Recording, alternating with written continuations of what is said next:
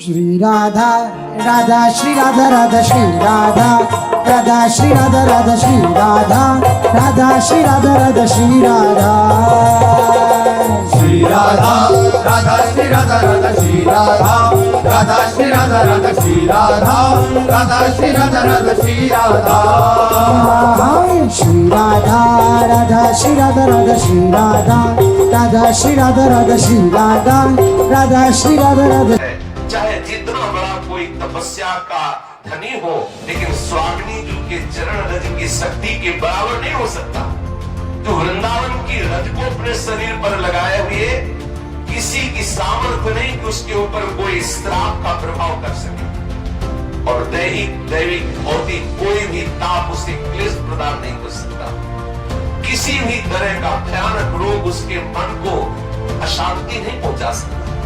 यदि आप वृंदावन वासी हैं और अपने शरीर में रोज रज लगाते हैं तो कहने की जरूरत नहीं, आप खुद इसका अनुभव कर लीजिए। जो रजोगुण का नाश करना बड़ी बड़ी साधनाओं से भी मुश्किल है, जो इस रज का लेपन अपने शरीर पर करता है तो बहुत कम समय में रजोगुण नष्ट हो जाएगा।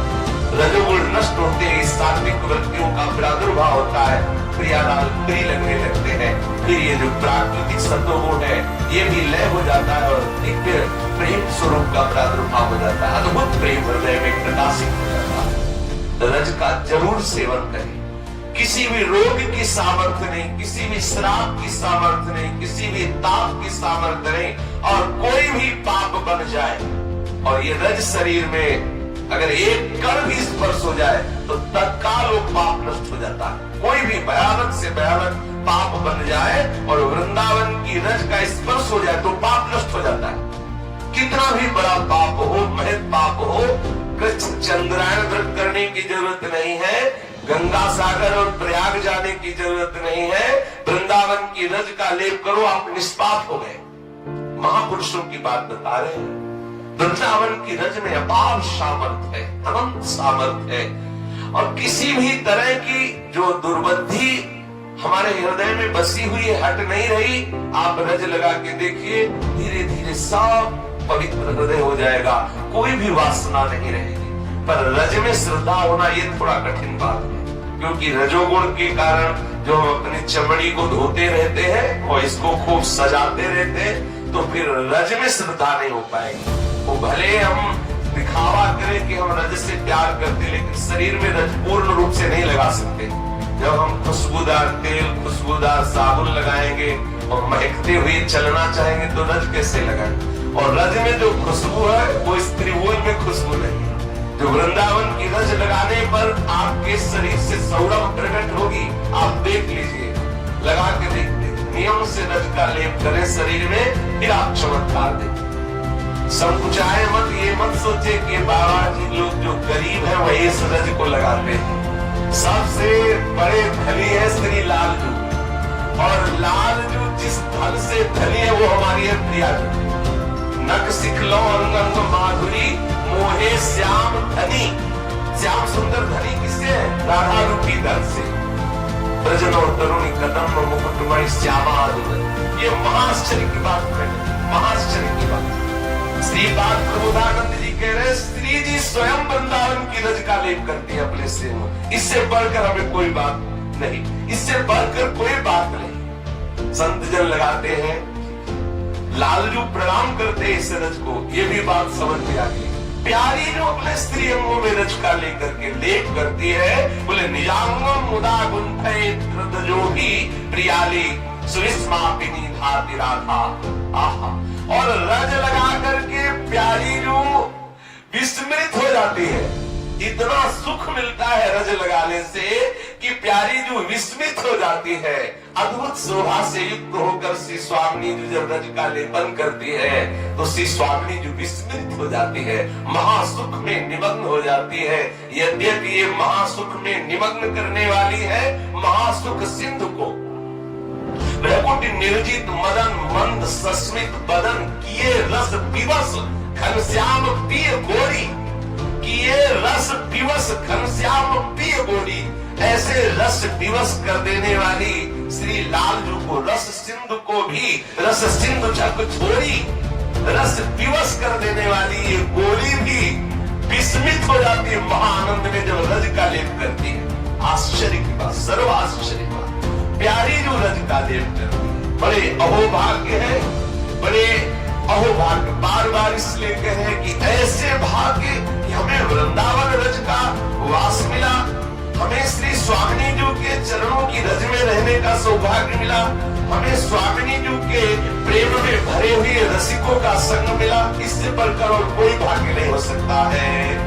चितवत नहीं बैकुंठ दिस, नैन कोरते मूर, सब सर्वस सिर धूर दे, सर्वस की ब्रज धूर, सब सर्वस सिर धूर दे, सर्वस की ब्रज धूर, सर्वस की ब्रज धूरी पूरी नित रहे एक रस, मन रखिया तन बात निरखी पुनि बंधत रीझ बस, जहां जहां सुनी पिय बात।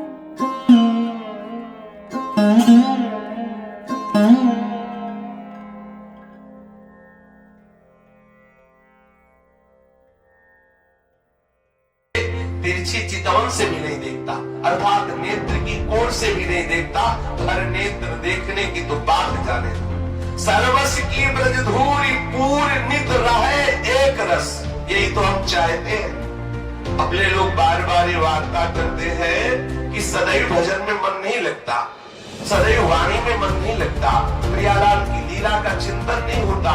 हम जब आंख बंद करते हैं तो अंधकार दिखाई देता है, श्री जी की झांकी नहीं आती, वृंदावन की शोभा सुनते हैं लेकिन कभी हमारे मानस पटल पे नहीं आती। तो बस इसका मतलब है अभी एक रस का प्रादुर्भाव नहीं हुआ, जो चिदानंद रस है वो स्फुरित नहीं हुआ हृदय में। तो क्या करो, सर्वस्व का त्याग करके ब्रज रज को, वृंदावन रज को सर्वस्व मानो, इस रज का सेवन करो तो देखो तुम एक रस में डूब जाओगे। सिद्ध बात है, सिद्ध बात, परम सिद्ध बात है। जब तक ये रजोगुण रहता है तो ये बातें केवल सुन ली जाती है, लेकिन आचरण में नहीं उतरता। आप कुछ वर्ष नियम से वृंदावन की रज लगाइए, गिरिराज जी की रज लगाइए, परिक्रमा की रज लगाइए, बरसाने की रज लगाइए। आप जो ब्रज धाम में अपने 84 कोस में सुंदर सुंदर प्रियालाल की लीला स्थलियां हैं, यहाँ की रज लेकर एकत्रित कर लीजिए, किसी पात्र में रख के रोज उसको प्रणाम करो।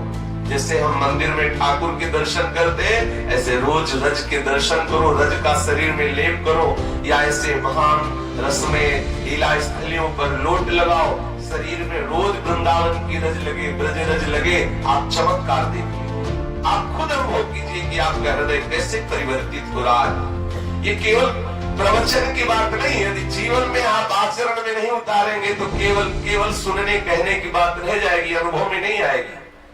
जब तक रज का त्याग नहीं होता तब तक रज से प्रेम नहीं होता, और जब तक रज से प्रेम नहीं होता तब तक ये रजोगुण सेवी जोड़ी का दर्शन नहीं हो सकता। रज माने रजोगुण, जब तक रजोगुण का त्याग नहीं होता तब तक रज से प्रेम नहीं होता, और जब तक रज से प्रेम नहीं होता तब तक जुगल सरकार की झांकी मन में आ ही नहीं सकती। मस्तक से लेकर के संपूर्ण शरीर में रज का लेप होना चाहिए। स्नान के तत्काल बाद रज लगाई, सबसे पहले रज लगाई, फिर दूसरी बात तिलक लगाई, पहले रज पूरे शरीर में लेप कीजिए। करके देखिए, जो कर रहे हैं वो नियम पूर्वक आगे तक करते रहे तो वे एक रस में डूब जाएंगे। एक महापुरुष नहीं, बड़े बड़े महापुरुषों की सबकी अनुभूति यही है। हरिवंश महाप्रभु जब अपनी निष्ठा का वर्णन करते तो कहते, राहो को काहू मन ही दिए, मेरे प्राण नाम